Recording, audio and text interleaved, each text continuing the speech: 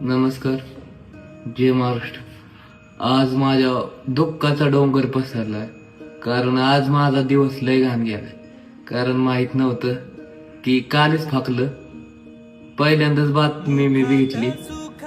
बारामतीचा आपला दादा म्हणजे माझं वडील सारखं होतं. त्यांनी मला एवढं मोठं घर दिलं. घर नव्हतं, कॉपट होतं, पण आधार म्हणून, बाप म्हणून उभं राहिलं. आणि माझ्यासाठी काय केलंय ना, ती माझ्या मनाला माहिती. ही कोणालाच नाही माहित. ती गरिबांसाठी आधार होतं आणि उभं राहत होतं. अजित दादांना मी आयुष्यभर विसरणार नाही. माझ्यासाठी काय केलंय ना, ती मला माहिती. एवढं मोठं साम्राज्य उभं करून गेले, दुःख देऊन गेले. डोंगर माझं डोळ्यातने असलो इतके येतात, पण ती काय मन भरून आलंय. पण आता काय सांग.